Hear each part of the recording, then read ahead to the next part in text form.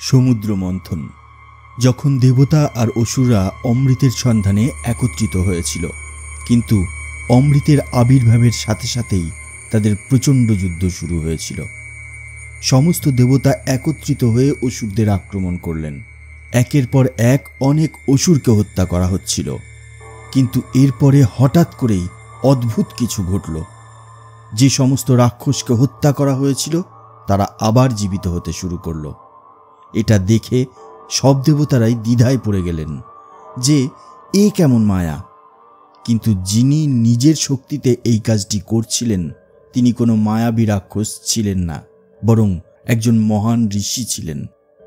এমনই একজন ঋষি যিনি বহু বছর ধরে তপস্যা করে এই জ্ঞান অর্জন করেছিলেন। তিনি হলেন মহর্ষি ভৃগুর পুত্র এবং অসুরদের গুরু শুক্রাচার্য, যিনি দৈত্যগুরু নামে পরিচিত। কিন্তু শুক্রাচার্য দেবতাদের গুরু হতে চেয়েছিলেন। তারপর এমন কি হলো যে তিনি দেবতাদের শত্রু মনে করতে লাগলেন? বন্ধু, অদ্ভুত অথচ বাস্তবের আরও একটা নতুন এপিসোডে আপনাকে জানাই স্বাগতম। আপনি যদি আমাদের চ্যানেল এখনও সাবস্ক্রাইব না করে থাকেন তাহলে ঝটপট আমাদের চ্যানেল সাবস্ক্রাইব করে নিন, আর আমাদের চ্যানেলের সমস্ত ভিডিও পাওয়ার জন্য পাশে থাকা বেল আইকন প্রেস করতে ভুলবেন না। তাহলে চলুন শুরু করা যাক আজকের ভিডিও। দেবী ভাগবতের মতে শুক্রাচার্য শ্রাবণ মাসের শুদ্ধ অষ্টমীর দিনে জন্মগ্রহণ করেছিলেন। মহর্ষি ভৃগু এবং তার দ্বিতীয় স্ত্রী কাব্যমাতা একটি পুত্র সন্তান লাভ করেন। জন্মের সময় তার নাম দেওয়া হয় উষা, কিন্তু পরে তিনি শুক্রাচার্য নামে পরিচিত হন। এর পেছনে আছে ভগবান শিবের সঙ্গে জড়িত একটি ভীষণ রোমাঞ্চকর কাহিনী।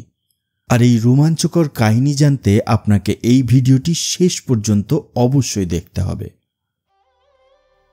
শুক্রাচার্য, যিনি প্রথম থেকেই জ্ঞান আর বিদ্যা অর্জন করে দেবলোকে একটি গুরুত্বপূর্ণ স্থান অর্জন করতে চেয়েছিলেন, কিন্তু একসময় তার জীবনে এমন কিছু ঘটনা ঘটে যার পর থেকে তার চিন্তাভাবনা এবং দৃষ্টিভঙ্গি চিরকালের জন্য পরিবর্তন হয়ে যায়।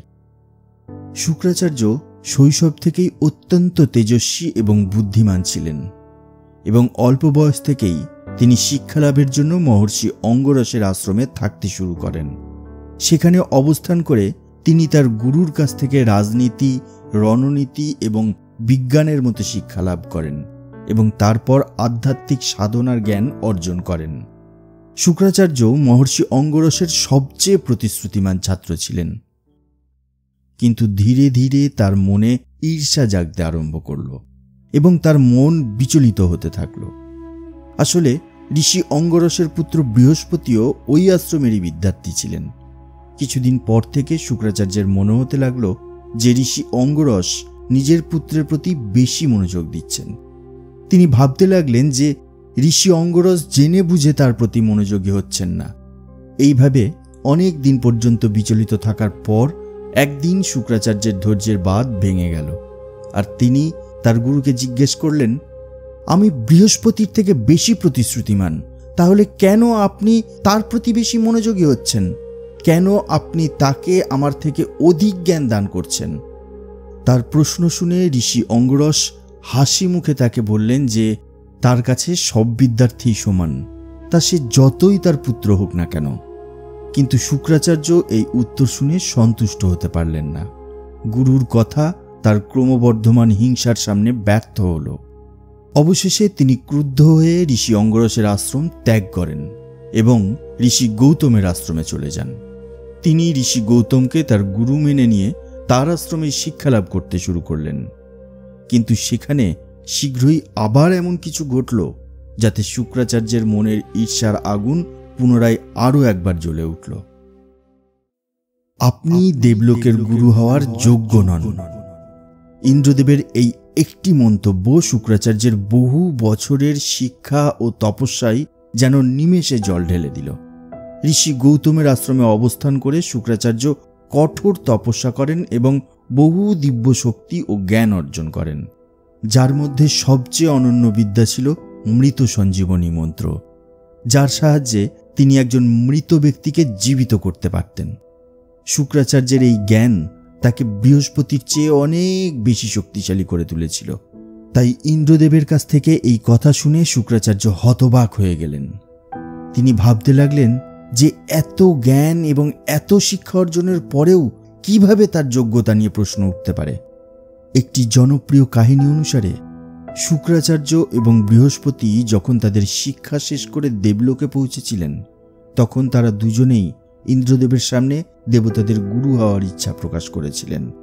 সেই সময় ইন্দ্রদেব খুব ভালো করেই জানতেন যে শুক্রাচার্য বৃহস্পতির থেকে অনেক বেশি জ্ঞানী এবং শক্তিশালী, কিন্তু মনে করা হয় যে ইন্দ্রদেব আর বৃহস্পতি দুজনেই খুব ভালো মিত্র ছিলেন। এই জন্যই বৃহস্পতি ইন্দ্রদেবের অনেক কাছের ব্যক্তি ছিলেন। এর সঙ্গে এটাও বিশ্বাস করা হয় যে শুক্রাচার্যের মা কাব্যমাতা একজন রাক্ষস কন্যা ছিলেন। এইসবের কারণেই ইন্দ্রদেব ভরা সবাই শুক্রাচার্যকে বলেছিলেন যে একজন রাক্ষসীর পুত্র কোনোভাবেই দেবতাদের গুরু হতে পারে না। ইন্দ্রদেবের এই কথা শুনে শুক্রাচার্যের মন অত্যন্ত ক্রুদ্ধ হয়ে উঠল। তার মনে ইন্দ্রদেবের প্রতি যেটুকুনি শ্রদ্ধা ছিল তা সারা জীবনের জন্য নষ্ট হয়ে গেল। শুক্রাচার্য, যিনি সারা জীবন জনকল্যাণের স্বপ্ন দেখেছিলেন, তিনি সিদ্ধান্ত নিলেন যে তিনি দেবলোককে ধ্বংস করে দেবেন। ভরা সভাতে হওয়া অপমানের পর শুক্রাচার্য কোনো কিছু না ভেবেই রাক্ষসদের গুরুপদ গ্রহণ করেন এবং তিনি হয়ে ওঠেন দৈত্যগুরু শুক্রাচার্য। গৌতম ঋষির আশ্রমে তার শিক্ষা শেষ করার সময় শুক্রাচার্য মৃত সঞ্জীবনী মন্ত্র সম্পর্কে জানতে পারেন। এটি এমন একটি মন্ত্র যার দ্বারা মৃত একজন ব্যক্তিকে জীবিত করা যায়। তিনি তার গুরু গৌতম ঋষির কাছ থেকে এই মন্ত্রটি শিখতে চেয়েছিলেন, কিন্তু তার গুরু স্পষ্টতই তা শেখাতে অস্বীকার করেন এবং তাকে বলেন যে এই মন্ত্রটি একমাত্র ভগবান শিবই তাকে শেখাতে পারেন, যার জন্য তাকে কঠিন তপস্যা করতে হবে এবং ভগবান শিবকে প্রসন্ন করতে হবে। তার গুরুর কাছ থেকে এই কথা শুনে শুক্রাচার্য বললেন যে তিনি যে কোনো পরিস্থিতিতে ভগবান শিবকে প্রসন্ন করবেন এবং সঞ্জীবনী বিদ্যা অর্জন করবেন। তাই তিনি একটি গাছে উল্টো ঝুলে গভীর তপস্যায় লীন হয়ে গেলেন। স্কন্দপুরাণ অনুসারে শুক্রাচার্য হাজার হাজার বছর ধরে একই স্থানে একই কাজ চালিয়ে গেলেন। কথিত আছে যে সেই সময়ে ভগবান ইন্দ্র তার তপস্যা ভঙ্গ করার জন্য অনেক চেষ্টা করেছিলেন। স্বর্গীয় অপ্সরাকে তিনি তার কাছে পাঠিয়েছিলেন, তার নিজের শক্তি দিয়ে আবহাওয়া খারাপ করে দিয়েছিলেন। এমনকি একবার তিনি শুক্রাচার্যের তপস্যা ভঙ্গ করতে তার নিজের কন্যাকেও শুক্রাচার্যের কাছে পাঠিয়ে দিয়েছিলেন, কারণ ইন্দ্রদেব এই ভেবে ভয় পেতেন যে যদি শুক্রাচার্যের মতো জ্ঞানী ঋষি এই অনন্য জ্ঞান অর্জন করেন তবে তিনি তার চেয়ে বহুগুণ বেশি শক্তিশালী হয়ে উঠবেন, যার ফলে তার নিজের দেবরাজ পদ বিপদের সম্মুখীন হতে পারে।